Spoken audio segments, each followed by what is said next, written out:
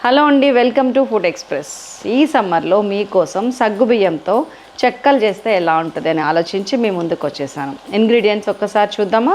బియ్యపిండి, ఉప్పు, కారం, పచ్చిమిర్చి, కరివేపాకు, కొత్తిమీర, వాము, జీలకర్ర, బట్టర్, ఆయిల్, సగ్గుబియ్యము, పెసరపప్పు.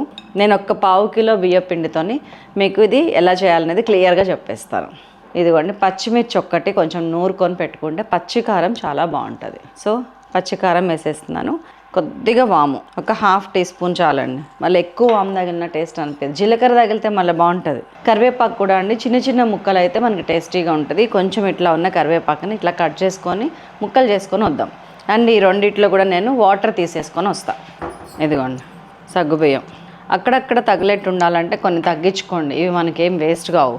సో దీన్ని బట్టి ఏమర్థమైంది, నానబెట్టినాక చారుడు ఉండాలి, నానబెట్టక ముందు కాదు. కొంచెం కొత్తిమీర వేసుకుంటున్నాను అట్లాగా. ఇదిగోండి కరివేపాకు తరిగేసింది. ఇది అసలు అక్కడక్కడ వేగినాక తగిలితే భలే ఉంటుందండి కరివేపాకు. అండ్ ఉప్పు కొంచెం చూసేసుకుంటున్నాను, ఎందుకంటే నేను బటర్ క్యూబ్స్ యాడ్ చేయబోతున్నాను. అందులో ఉప్పు ఉంటుంది, బటర్లో ఆల్వేస్ ఉప్పు ఉంటుంది. 1, 2, 20 గ్రామ్స్ అంతే. కారము తెల్లగా చూడాలనుకునే వాళ్ళు ఈ కారం ఇంకెయ్యకండి. కొంచెం కలర్ వస్తే బాగుండు అనుకునే వాళ్ళు ఎర్రకారం వేయండి. నేను వేస్తున్నా. ఇదిగోండి హాట్ వాటర్ పోసేస్తున్నాను. మనం మెత్తగా పిసుకుతుంటేనండి ఈ బటర్ కరిగిపోతుంది. ఇంకోండి ఆల్రెడీ కరిగిపోయింది. దీన్ని అన్నిటినీ మెత్తగా పిసుకుదాం. ఉక్కిపోద్దండి, హాట్ వాటర్ వేస్తేనే మనకి బియ్యపిండి సగం ఉడికినట్టు అవుతుంది. ఇక్కడ ఉక్కబెట్టడం అంటారు దాన్ని. మనం పాలు తాలికలు చేసేటప్పుడు, ఇట్లాంటి హాట్స్ ఏమైనా చేసుకునేటప్పుడు బియ్యపిండి ఎప్పుడు కలపాలన్నా కానీ వేడి నీళ్ళు మస్ట్. దీనికి కొలత అంటే ఏముండదండి. వాటర్కి మనకి పిండి ముద్ద గట్టిగా అవ్వాలంతే, అదే కొలత.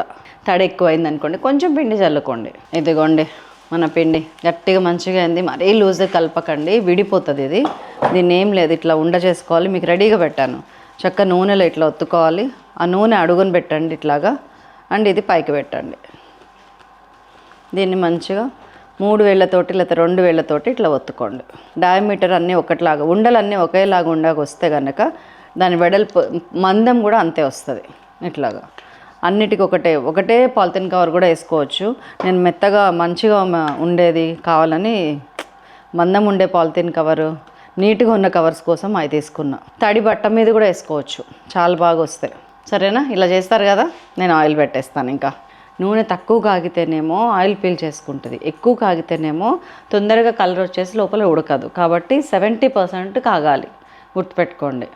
ఇట్లా చిన్న ఉండ తీసుకొని ఇంకోండి ఇట్లా లోపలికి వేస్తే కనుక ఇట్లా వెంటనే పైకి రావాలి. చాలు, అయిపోయింది, బాగుందన్నట్టు అర్థం. వేయగానే కదపకండి, కొంచెం వాటిని కిందకి వెళ్ళి ఒక వేగి పైకి రానివ్వండి. ఆ తర్వాత కలుపుకుందాం. తొందరపడి కలిపేస్తే ముక్కలు అవుతాయి. సో అన్నీ వేగిన తర్వాత సిమ్లో వేయించకండి, medium flame or high flame okay. వేసేటప్పుడే ఉండాలి మోడరేషన్ అనేది. ఆ తర్వాత మనం పెంచుకోవచ్చు హై ఫ్లేమ్. నేను ఎక్కువ డిస్టర్బ్ చేయట్లేదు, చూసారా. వాటిని ప్లేట్లో టిష్యూ పేపర్స్ వేసి పెట్టుకోండి. ఇప్పుడే వెనకకి తిప్పుతున్నా. కొంచెం ఇవి తీసినాక కూడా కొంచెం కలర్ వస్తాయండి, అది దృష్టిలో పెట్టుకొని లైట్ కలర్ రాగానే తీసేయండి. మీరు ఎర్రకారం వేయలేదనుకోండి, ఆ కారం వేయకపోతే ఇంకా తెల్లగా ఉండగానే తీసేయాలి మీరు. ఈ మాత్రం కలర్ కూడా రాదు, తెల్లగా ఉంటాయి, బాగుంటాయి చెక్కలు. ఇంకోండి నేను తీసేస్తున్నా. కరివేపాకు చూసారు ఎట్లా వేగిందో, సగ్గుబియ్యం చూసారు అక్కడక్కడ ఎట్లా కనిపిస్తుందో. ఇదిగోండి ఈ కలర్ ఉండగానే తీసేస్తున్నాను. చూడండి ఆటోమేటిక్గా ఈ కలర్కి వచ్చేస్తాయి. ఇవి కూడా కలర్ తేడా ఇక్కడ కనిపిస్తుంది. తప్పకుండా చేయండి, తినండి. మరొక అద్భుతమైన రెసిపీతో మిమ్మల్ని మళ్ళీ కలుస్తారు. అందరికీ సెలవు, బాయ్.